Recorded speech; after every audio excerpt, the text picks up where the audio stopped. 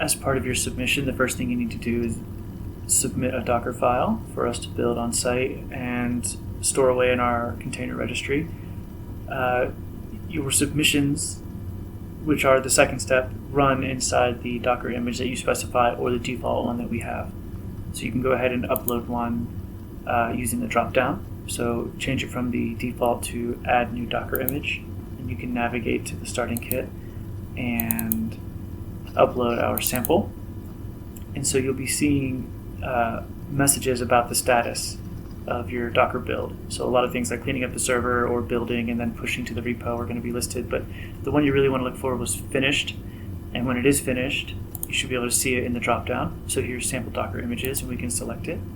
And now when we go to make a submission, it will run against that Docker image. Going back to the starting kit for a minute, to use the starting kit to help build that and test it locally for just running your algorithm in, you can use the README in the starting kit to go here and set root. And from there, we have a sample Docker build command that will build by default the one that we already have on the system. So just so you can, just as a sanity check. So this one comes from PyTorch with CUDA libraries already installed. It then does an OS update, installs a couple other libraries, and then from there uses pip to install some computer vision and data science libraries, and you can go ahead and add on from there in this pattern. So we hit run, and since I already have it on my system, it was pretty fast, but that might take a bit. And if that runs, then you can go ahead and trust it for later parts of the code example where we use it to run the ingestion and scoring program.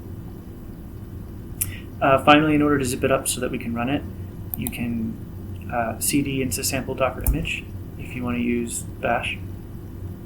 Any other zip archive method is fine. And you want to zip up everything inside into the root directory of the archive. So we'll do that.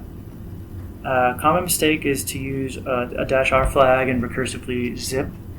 And what that will accidentally do is take the folder that you specify and put that in the root directory, so that then you'd have to go one level deeper. Just make sure that the Docker file itself is at the root of the zip archive.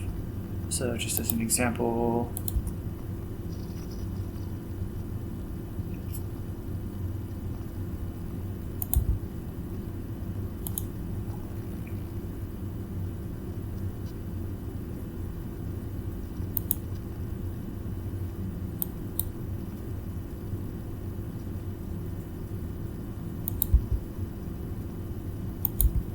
there it is.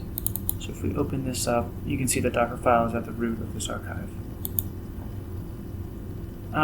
Finally, just to round things out, come over to the platform, and you can upload exactly that one. So we go to starting kits.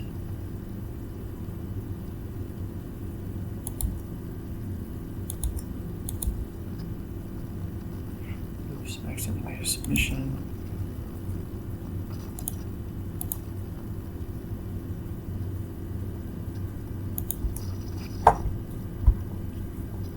And it's building and recreating this one and overwriting it as we speak. So finish pushing image. We're done.